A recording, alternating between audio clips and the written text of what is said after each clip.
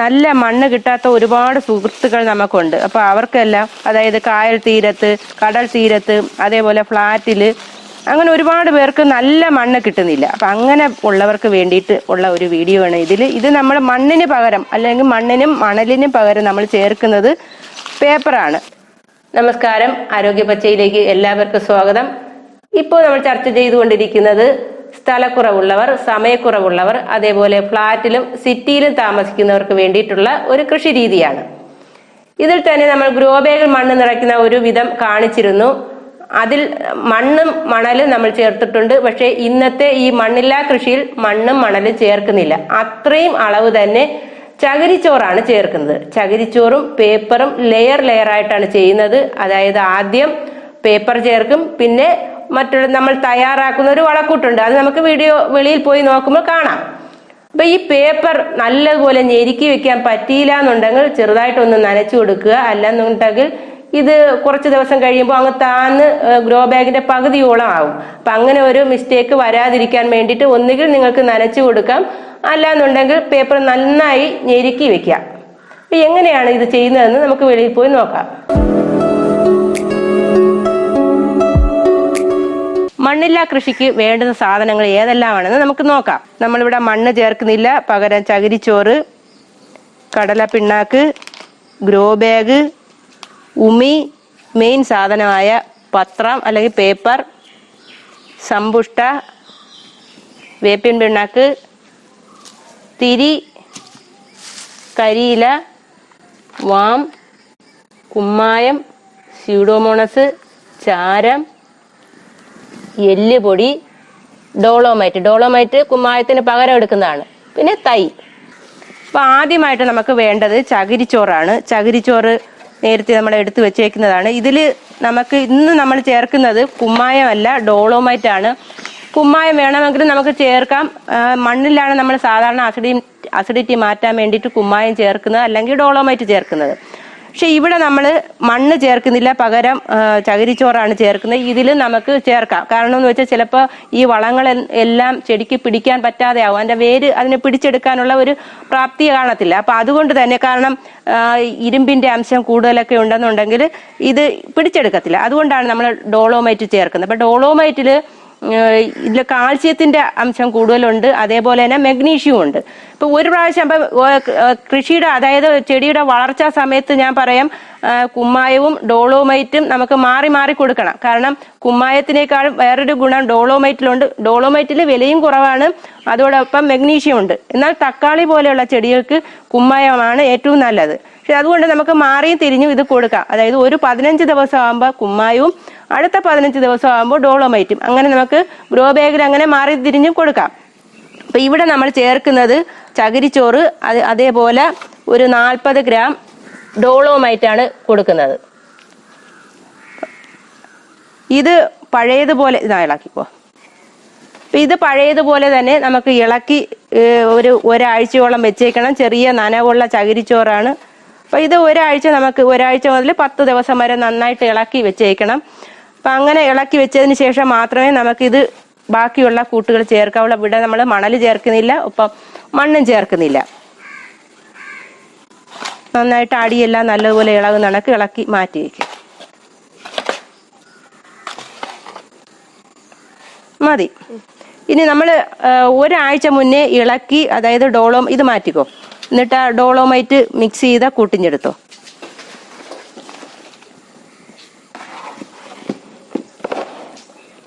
ഇത് ഒരാഴ്ച മുന്നേ നമ്മൾ തയ്യാറാക്കി വെച്ച ചകിരിച്ചോറാണ്. ഇതിൽ നമ്മൾ ഡോളോമൈറ്റ് ആണ് ഇട്ടേക്കുന്നത്. ഇപ്പൊ എല്ലാം റെഡി ആയിരിക്കുകയാണ്. അപ്പൊ ഇതിലാണ് ഇനി ബാക്കിയുള്ള സാധനങ്ങളെല്ലാം ചേർക്കുന്നത്. ഇതിൽ നമ്മൾ ചരിച്ചു പിടിച്ചേരെ. ഇതിൽ നമ്മൾ കഴിഞ്ഞ വീഡിയോയിൽ ചെയ്തതുപോലെ തന്നെ കപ്പലണ്ടി പിണ്ണാക്ക് 100 ഗ്രാം ചേർക്കുന്നുണ്ട്.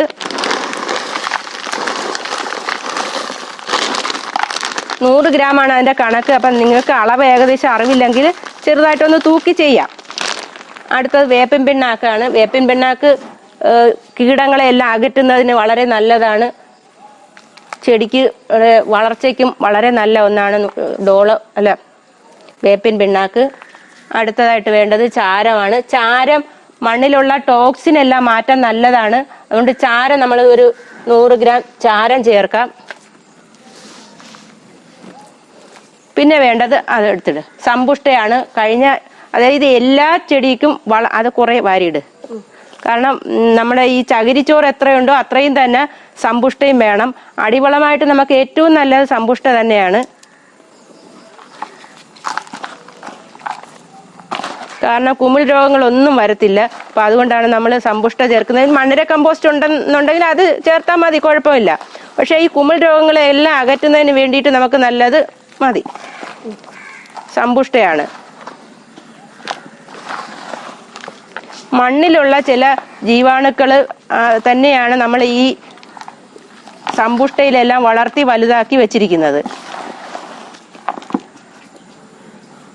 ഇനി എല്ലുപൊടി ഇടണം. എല്ലുപൊടി ഒരു 100 ഗ്രാം. ഇതിന് ഒരു പാത്രം കോരിയെടുക്കാം. 2 കൈ വെച്ച്.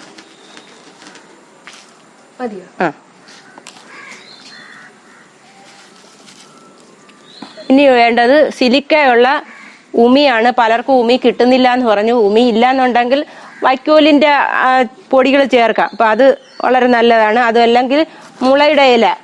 ഇപ്പൊ മുളയെല്ലാം പല വീട്ടുകളിൽ ഇഷ്ടം പോലെ ഉണ്ട്. അപ്പൊ അങ്ങനെ മുളയുടെ കരിഞ്ഞ ഇല നമുക്ക് ചെറുതായിട്ട് വെട്ടി അത് ചേർക്കാം.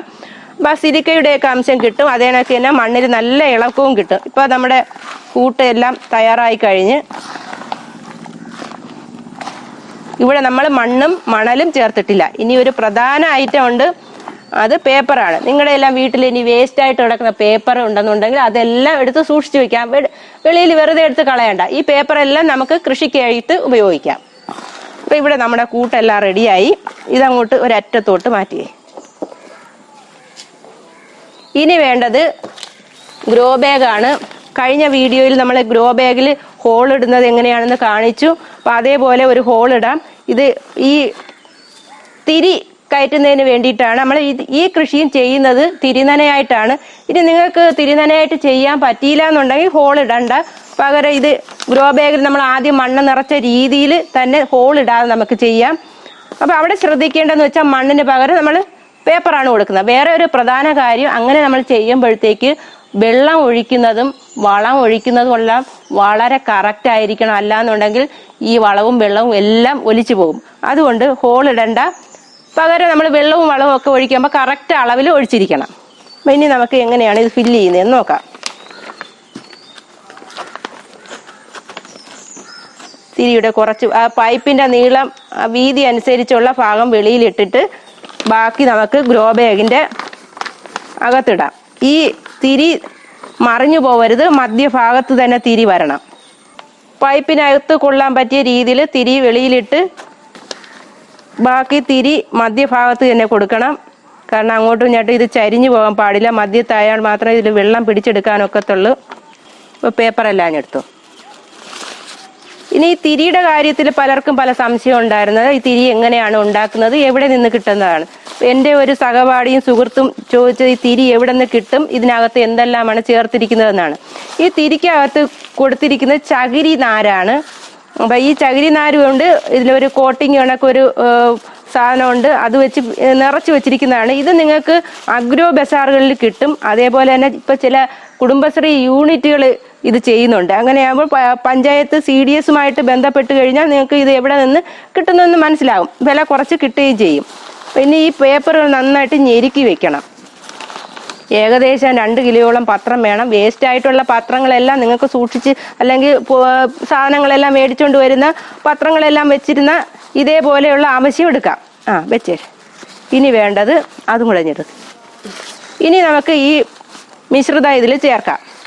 കുറേശ്ശെ കോരിഞ്ഞിട്ട് നന്നായിട്ട് ഗ്രോ ബാഗ് നല്ലതുപോലെ ഞെരുക്കിയാണ് ചെയ്യേണ്ടത്. ഇത് നമുക്ക് പത്രം വെച്ചതിന് ശേഷം നല്ലതുപോലെ അമുക്കി ഈ മിശ്രിതം ഇങ്ങനെ ഇട്ട് നല്ലതുപോലെ ഞെരുക്കി കൊടുക്കണം. കാരണം ഇത് ഒത്തിരിയും വെയിറ്റ് ഇല്ല. കാരണം മണ്ണ് മണൽ ഈ സാധനങ്ങൾക്കാണ് വെയിറ്റ്, ബാക്കിയുള്ള ഒന്നിനും വളരെ വെയിറ്റ് ഒന്നുമില്ല. അപ്പം നമുക്കിത് നല്ലതുപോലെ ഞെരുക്കി വെക്കാം. ഈ സിറ്റിയിൽ ഉള്ള ഫ്ലാറ്റുകളിലൊക്കെ നമുക്ക് താഴെ വെച്ച് ചെയ്താലും ഇത് എടുത്തുകൊണ്ട് ഏത് ഭാഗത്ത് പോകുന്നതിന് ഒരു ബുദ്ധിമുട്ടില്ല. കാരണം ഒരു കയ്യിൽ തന്നെ നമുക്കിത് എടുത്തുകൊണ്ട് പോകും. അത്ര വെയിറ്റ്ലെസ് ആയിട്ടുള്ള ഒരു സാധനമാണിത്. ഗ്രോ ബാഗ് ഒരു സ്ഥലത്ത് നിന്ന് മറ്റൊരു സ്ഥലത്തേക്ക് മാറ്റുന്നതിനൊന്നും ഒരു ബുദ്ധിമുട്ടുമില്ല. ഇപ്പം നമ്മൾ ഒരു സെറ്റ് പേപ്പറും മണ്ണും ഇട്ട്, മണ്ണല്ല കൂട്ടും കൂടെ ഇട്ട് കഴിഞ്ഞ് ഇനി അടുത്ത സെറ്റിന് വേണ്ടിയിട്ട് വീണ്ടും പേപ്പർ എടുക്കണം. അപ്പോൾ ഒരു പേപ്പർ ഇതേ കണക്ക് ചുരുട്ടി ഇതിൻ്റെ ഓരോ അറ്റത്ത് ഞെരുക്കി വെച്ച് കൊടുക്കുക. ഇങ്ങനെ ഓരോ ലെയറായിട്ടാണ് നമുക്ക് ചെയ്യേണ്ടത്. നമ്മൾ എന്താ വെച്ചാൽ പേപ്പറെല്ലാം ബാക്കിയുണ്ടെങ്കിൽ എല്ലാം സൂക്ഷിച്ച് വെച്ചേക്കും. ഇപ്പം ഇതേ കണക്ക് ചെയ്യാനായിട്ട് ഇവിടെ നമ്മൾ പേപ്പർ ഒട്ടും നനയ്ക്കാതെയാണ് ചെയ്തത്. നമ്മളെ വീഡിയോയുടെ സൗകര്യത്തിന് വേണ്ടിയിട്ടാണ്. നിങ്ങൾ ചെയ്യുമ്പോൾ ചെറുതായിട്ടൊന്ന് നനച്ചിട്ട് ചെയ്ത് കഴിഞ്ഞാൽ ഇത് നല്ല സെറ്റായിട്ട് എടുക്കാൻ പറ്റും. ആ രീതിയിൽ ചെയ്യണം. ഏകദേശം 2 കിലോയോളം പത്രമാണ് നമുക്ക് വേണ്ടത്. അപ്പം അതെല്ലാം നമുക്കിങ്ങനെ ചുരുട്ടി സെറ്റാക്കി വെച്ച് കൊടുക്കാം. വെള്ളം ഒഴിക്കുമ്പോൾ ഇതെല്ലാം ചുരുണ്ട് നനഞ്ഞ് റെഡിയായി വരും. അപ്പോൾ ഇത് ഒന്നുകൂടെ ഒന്ന് താരും. അതുകൊണ്ട് നന്നായിട്ട് ഞെരുക്കണം. ഇപ്പം നമ്മൾ രണ്ടാമത്തെ ലെയർ പത്രമല്ല ഇതിൽ വെച്ച്, ഇത് നനവില്ലാത്തത് കൊണ്ടാണ് ഇങ്ങനെ പൊങ്ങി നിൽക്കുന്നത്. അടുത്ത കൂട്ട് നമ്മൾ ഇടുമ്പോഴത്തേക്ക് ഇത് താരും. പിന്നെ വെള്ളം ഒഴിക്കുമ്പോൾ വീണ്ടും താന്ന് കിട്ടും. അപ്പം നമുക്കിനി അടുത്ത കൂട്ട് ഇതിൽ നമുക്ക് നിറച്ച് കൊടുക്കാം. അപ്പം ഇനി അടുത്തതായിട്ട് വീണ്ടും നമുക്ക് ഇടാം. കോരിയിട്ടോ. കോരി ഇടുമ്പോൾ തന്നെ ഇത് നല്ലതുപോലെ പ്രസ് ചെയ്ത് കൊടുക്കണം. എന്നാലേ ഇത് നല്ലപോലെ താന്ന്, ഈ പത്രം ആയതുകൊണ്ട് തന്നെ ഇത് താന്ന് വരും. അതുകൊണ്ട് നല്ലതുപോലെ ഞെരുക്കിയിടണം. നല്ല ഷേപ്പ് കിട്ടാൻ വേണ്ടിയിട്ട് നമുക്ക് നല്ലതുപോലെ ഇത് ഞെരുക്കി കൊടുക്കണം. അപ്പം നല്ല ഷേപ്പായിട്ട് ഇതിരിക്കും, റൗണ്ട് ഷേപ്പിനിരിക്കും. ഇട്ടോ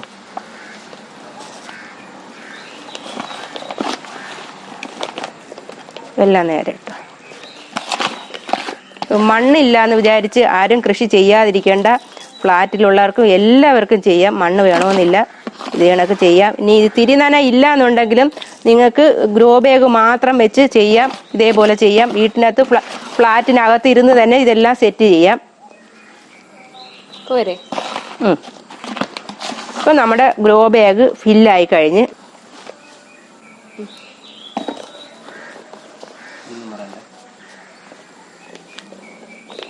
അപ്പം ഇങ്ങനെ നമ്മൾ സെറ്റ് ചെയ്ത ഈ കവർ 3 ദിവസം നമ്മൾ സൂക്ഷിച്ച് ഇങ്ങനെ വെക്കണം.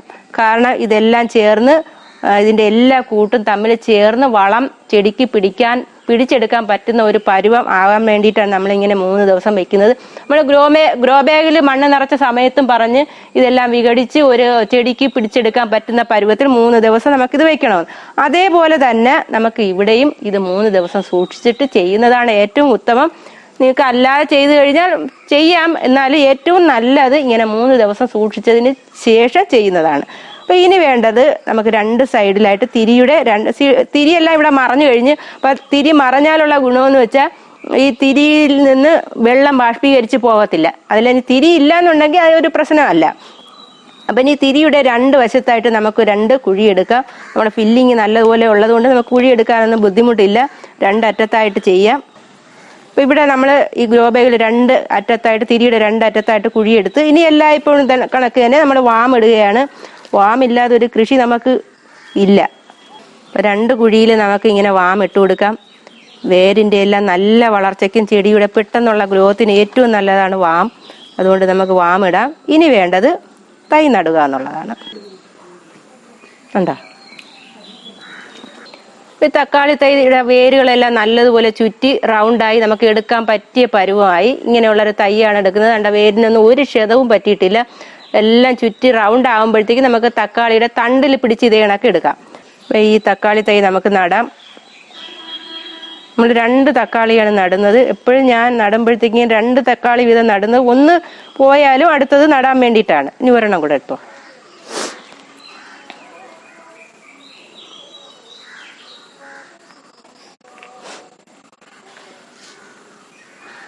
നല്ല വേര് നിറഞ്ഞിരിക്കുന്ന തക്കാളിയാണ്. തക്കാളിയെല്ലാം ഇങ്ങനെ ഗ്രോ ബാഗിൽ നടുന്നത് വളരെ നല്ലതാണ്. ഗ്രോ ബാഗിൽ കൃഷി ചെയ്യുമ്പോൾ കൂടുതൽ നമ്മൾ മഴയത്ത് വെക്കരുത്. ഇനിയും നല്ല മഴയുള്ള സീസണാണ്. അപ്പോൾ ഈ മഴയുള്ള സീസണിൽ നമ്മൾ ഈ ചെടി മഴയത്ത് വെച്ച് കഴിഞ്ഞാൽ മഴവെള്ളം വീണ് ഇതിലുള്ള എല്ലാ വളക്കൂറും മഴയത്ത് ഒലിച്ചു പോകും. അപ്പോൾ അതുകൊണ്ട് ചെയ്യേണ്ടതെന്ന് വെച്ചാൽ ഇത്രയും ബുദ്ധിമുട്ടി ഇത്രയും നല്ല രീതിയിൽ നമ്മൾ ചെയ്തതിന് ശേഷം മഴവെള്ളം വീഴാതെ ഒരു UV ഷീറ്റ് പിടിച്ച് കിട്ടുന്നത് നല്ലതാണ്. UV ഷീറ്റ് ആകുമ്പോഴത്തേക്ക് മഴവെള്ളം വീഴുകയും ഇല്ല, എന്നാൽ നല്ല വെയിൽ അത് കിട്ടുകയും ചെയ്യും, നല്ല ചൂടും ഉണ്ടാവും. അപ്പോൾ ചെടിക്കെല്ലാം വളരെ നല്ലതാണ്. തക്കാളി മഴ സീസണിൽ പിടിപ്പിച്ചെടുക്കാൻ വളരെ ബുദ്ധിമുട്ടാണ്. തക്കാളി നിറച്ച് കാ പിടിക്കും. പക്ഷേ പറ്റുന്നതെന്ന് വെച്ചാൽ മഴവെള്ളം വീണ് തക്കാളി എത്രയും അഴുകിപ്പോവും. അപ്പം അങ്ങനെ ഒരു ബുദ്ധിമുട്ട് ഉണ്ടാവാതിരിക്കാൻ നമ്മൾ ചെയ്യേണ്ടത് ഒരു UV ഷീറ്റ് കെട്ടുന്നത് ഏറ്റവും നല്ലതാണ്. അപ്പം അങ്ങനെയെല്ലാം കെട്ടിക്കൊടുത്തു കഴിഞ്ഞാൽ നമ്മൾ ഇത്രയും ബുദ്ധിമുട്ടി ഇത് ചെയ്യുന്നത് വേസ്റ്റ് ആയി പോകത്തില്ല. അപ്പം അങ്ങനെ ചെയ്യണം. അപ്പം ഇവിടെ നമ്മൾ തക്കാളിയെല്ലാം നട്ട് കഴിഞ്ഞ് ഇനി വേണ്ടത് എല്ലായ്പ്പോഴത്തെയും കണക്ക് കരിയില വയ്ക്കുക എന്നുള്ളതാണ്. കരിയില വയ്ക്കുന്നത് എന്തിനാണെന്ന് ഇനിയും ഞാൻ പറയുന്നില്ല. കരിയില വെച്ച് നമുക്ക് ഇതിൻ്റെ മേലൊന്ന് ശരിയാക്കി കൊടുക്കാം.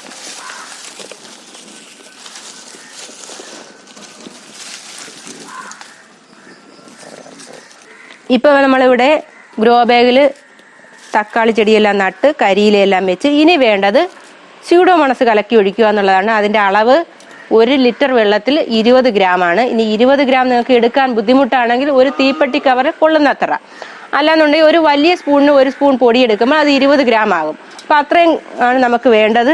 ഇവിടെ നമുക്ക് 20 ഗ്രാം പൊടി എടുക്കാം.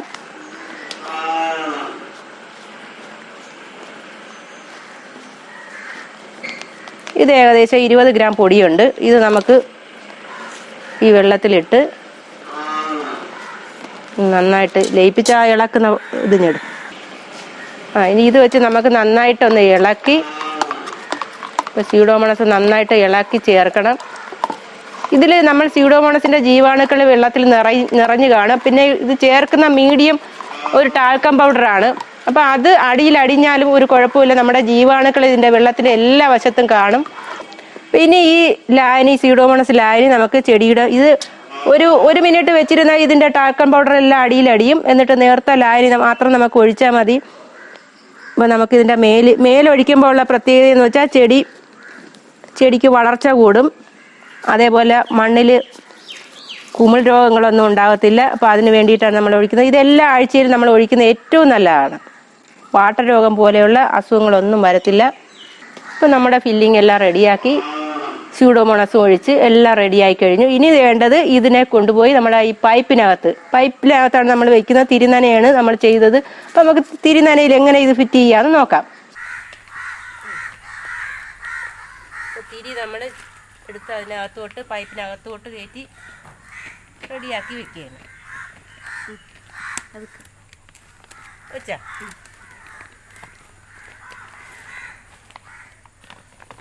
ഇപ്പോൾ നമ്മൾ ഗ്രോ ബാഗ് ഇതിൽ ഫില്ല് ചെയ്ത് പൈപ്പിൽ വെച്ച് കഴിഞ്ഞു. മറ്റൊരു കാര്യം ശ്രദ്ധിക്കേണ്ടതെന്ന് വെച്ചാൽ നമ്മളിത് പേപ്പർ നനയ്ക്കാതെയാണ് വെച്ചത്. അപ്പോൾ നിങ്ങൾ ചെയ്യുമ്പോഴത്തേക്ക് നല്ലതുപോലെ പ്രസ്സാക്കാൻ പറ്റിയില്ല എന്നുണ്ടെങ്കിൽ പേപ്പർ ചെറുതായിട്ടൊന്ന് നനയ്ക്കുന്നത് നല്ലതാണ്. അതല്ലെങ്കിൽ ഈ 3 ദിവസം നമ്മൾ വെക്കുന്ന സമയത്ത് കുറേശ്ശെ വെള്ളം ഒഴിക്കണം. അപ്പോൾ ഇത് നന്നായിട്ട് താന്നു പോവുകയാണെങ്കിൽ കുറച്ചുകൂടെ ഫില്ലിങ്ങും പേപ്പറും വെച്ച് സെറ്റ് ചെയ്യുക. മണ്ണില കൃഷി എങ്ങനെയാണ് ചെയ്യുന്നതെന്ന് നിങ്ങൾക്ക് എല്ലാവർക്കും മനസ്സിലായി കാണുമെന്ന് വിശ്വസിക്കുന്നു. അപ്പോൾ അടുത്ത വീഡിയോ, അതായത് നമ്മൾ ഫ്ലാറ്റിലുള്ളവർക്കൊക്കെ ഇതേ രീതിയിലുള്ള നമ്മൾ നേരത്തെ ചെയ്തതുപോലെയുള്ള വളക്കൂട്ടുകളും കീടനാശിനികളൊക്കെ ഉണ്ടാക്കാൻ വളരെ ബുദ്ധിമുട്ടായിരിക്കും. അപ്പോൾ അവർക്ക് പറ്റിയ രീതിയിലുള്ള ചില വളക്കൂട്ടുകളും കീടനാശിനികളും ഉണ്ടാക്കുകയാണ് അടുത്ത പടി. അപ്പോൾ അടുത്ത ദിവസം നമ്മൾ അവർക്ക് പറ്റിയ ഒരു വളക്കൂട്ടാണ് ഉണ്ടാക്കുന്നത്. അതെങ്ങനെയാണെന്ന് കാണാൻ വേണ്ടി തീർച്ചയായും നമ്മുടെ ഈ ചാനൽ സബ്സ്ക്രൈബ് ചെയ്യണം. അതേപോലെ തന്നെ ബെല്ലൈക്കൺ കൂടെ കൊടുക്കണം. അപ്പോൾ ഈ വീഡിയോ നിങ്ങൾക്ക് ഇഷ്ടപ്പെട്ടു എന്നുണ്ടെങ്കിൽ ലൈക്ക് കൊടുക്കാം. എന്തെങ്കിലും അഭിപ്രായങ്ങളും കമൻറ്റുകളും ഉണ്ടെങ്കിൽ കമൻറ്റ് ചെയ്യാം. നന്ദി, നമസ്കാരം.